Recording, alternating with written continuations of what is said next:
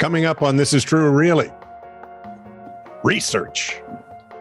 Please like, subscribe, and follow This Is True, Really News, or you won't hear about the aforementioned research. You will just miss it or something. And then at the water cooler, you'll be a little lame. Yeah, right. And you've got to be able to talk research at the water cooler. I mean, come on. So like, subscribe, and follow This Is True, Really News. Please feel free to post the videos anywhere you like. Share them. Okay, why is it now I keep thinking of the Big Bang Theory? For what? Well, because when Raj first got to the university, he would hang around the water cooler to see what was going on. And he said all that was really going on was people were talking about some weird guy at the water cooler. Well, that's Raj. Yeah. That's how well he fits. Yeah. In. Sheila? This is True, Really News with Scott Combs and Tony Vercanis. All the news you're about to hear is true. Really? As far as you know. So, no good. So, she knows where you live, dude. She could hunt you down. Yeah. And every time I'm in Colorado, I go visit. No good deed goes unpunished. Thankfully. Some magnet fishers. Yeah. Cleared 86 rockets, a tank tracer round, 50 caliber ammo belts from a river on Fort Stewart. Wow. I can imagine finding it in a river in Italy, but not Fort Stewart. And their thanks were a number of fines by Fort Stewart Conservation Law Enforcement. Yikes. The group led by, the group led by treasure hunter Bryce Natchway called the bomb squad after their magnet fishing dredged up the ammunition and 86 rockets in Delta Airlines duffel bag, saying they were just trying to, no, they put them in the duffel bag. Oh, I was going to say, what the heck were they doing in a Delta Airlines duffel bag? You know, all those times I tell you, there are all these times they stop terrorist acts without us knowing. Yeah. Hey. Saying they were trying to do the right thing. You can actually apparently watch this on Natchway's YouTube channel, Outdoor Weekly. A Fort Stewart military police officer called to the scene noted that he had never seen something like this and needed to check in with his command to see what steps to take next. Get the bomb disposal, guys, because some of this stuff is going to be live. Upon arrival, the federal game warden with Forest Stewart Conservation Law Enforcement, that's going to be a big badge, ticketed them for magnet fishing off the Fort Stewart Bridge. One of the teammates. That's what you do when you found ordnance. I didn't see any signs. Warden said, you're all getting tickets. You can come to court and talk to a judge, okay? The reason magnet fishing is not allowed is because of exactly what y'all got right here. You don't know what's going to blow up and not blow up. Apparently, well, that's true. What the hell is this? Why are they throwing ordnance in the river by the bridge? The alternative to tickets would be to go to jail, he added. That would be a story to tell around the water cooler. There you go. Are you listening? He and his team had called the DNR ahead of time, which purportedly said magnet fishing is legal as long as it's in a green zone. However, the warden stated that the red, which are off limit, and the green, which are not, don't apply in this scenario because the group was on Fort Stewart property. So they're on a federal reserve. Yeah. Yeah. Okay, I hear you. Because the base is owned by the federal government, the Department of Natural Resources has no authority to issue such permission. The warden issued 3 tickets each to Natchway and his 2 compatriots. 3 tickets, each one paying about, if you add them up, they're about $340 for magnet fishing at Fort Stewart, entering a closed area, and not having the Fort Stewart permits.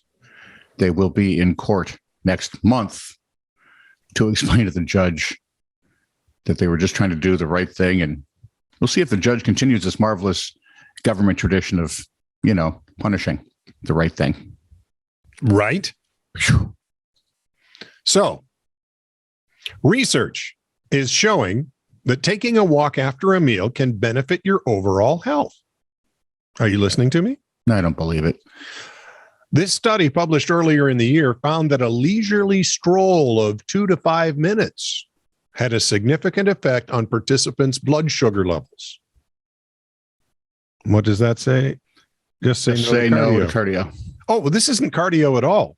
It's walking. They said leisurely stroll. You could do your typical saunter.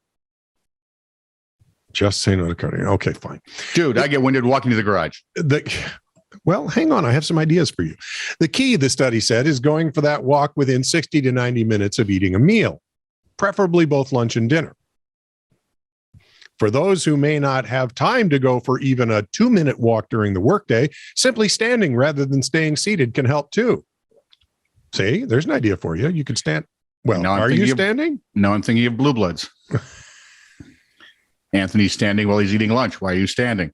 New research is out, says if you eat lunch while you're standing, it doesn't give the calories a chance to settle. Boom, you lose weight. Settle. This sounds a lot like the voodoo they do. Woo-hoo. In other words, every little bit of movement counts. It's a gradual effect of more activity, better health. Preventative cardiologist Dr. Kershaw Patel told the New York Times. Each incremental step, each incremental stand or brisk walk appears to have a benefit. So consider taking that long way back to your desk. Now I'm thinking Supertramp. Well, take the long way back to your desk. See? I'm thinking of just going up and down the stairs outside my studio. How often do you do that in a day? A bunch. There you go. Yeah, see? This is why you're the picture of health. So take the long way back to your desk after lunch. Convince your family to go on a group walk to catch the sunset after dinner. It doesn't have to be long. And I'm thinking, and you could do this too. I could help Anne. Oh, boy. By letting her give me a piggyback ride to the kitchen and back for breakfast, second breakfast, pre-lunch, lunch, after lunch snack, after lunch snack, before dinner nosh, dinner with dessert, after dessert snack, and pre-bedtime nibble. It's just a nibble. Sorry. 17 Oreo cookies are not a nibble. Well, all at once, they're not. That's true if you eat them one at a time. See? A woman with an open bottle of Jack Daniels thinks like Scott. No. Had an open bottle of Jack in a bag and was arrested for driving a golf cart on Florida's busiest interstate while drunk, according to the arrest report. Whee! There are so many questions. How did she find the interstate, given the fact that How did she find the golf cart as drunk as she was? The 58-year-old woman was arrested on the shoulder of I-95. So we're not talking backwoods here. That's a big interstate, by the way. And busy. Right. I think it's one of their main arteries, isn't it? It is. And hey, be careful with using arteries. Florida's got old people. No, that's true. According to a Florida Highway Patrol report, a semi-truck driver spotted the woman driving in the golf cart in the center lane of Interstate 95 in Brevard County. So you're right there on Florida's Space Coast. I loved his talk show. The truck driver advised she observed the driver of the golf cart passing out while driving. The report adds the driver used her semi to steer the golf cart to the shoulder of the interstate. That's very nice because otherwise this woman's, dead meat. Once on the shoulder, the truck driver grabbed the keys to the golf cart as said drunken lady, apparently rejuvenated by her nap, tried to drive away. Sober wins over drunk when you're looking at golf keys there in a golf cart. Once troopers arrived at the scene, the woman started arguing with them and insisted she needed her bag, please. Inside, they found open bottle of Jack Daniels Tennessee Fire whiskey. Ooh, that doesn't sound any good. If you're wondering, I-95 stretches up and down the East Coast. It is, in fact, Florida's busiest state highway, according to the Federal Highway Administration. I've driven on it a bit. Yeah. It's not as bad as driving anywhere in California, but it's busy. Yeah, it is. They keep you moving. Lady, please. If you're sober enough to hear me and understand the words I'm saying, you lucked out, dear. Learn from it. So, cashing in on the story you just did, that incident that you're talking about came just days after a man in another part of Brevard County, I should say, was busted for allegedly driving a motorized scooter drunk in a Walmart. See, at least for once, I had a Florida woman story. Yeah, right. Well, I'm taking you right back to Florida, man. Yeah. And he was speeding in a while, drunken. He was DUI In a scooter? Yep. Is it one of the I don't know what the Handicap right scooter? word is. Yeah, thank you. Yeah. Disabled? Yeah, whatever. Something that people use. Wheel-abled scooters? Yes. Drunk in Walmart. Police in Melbourne say the 39-year-old man was crashing into store shelves. Maybe he was just playing bumper cars.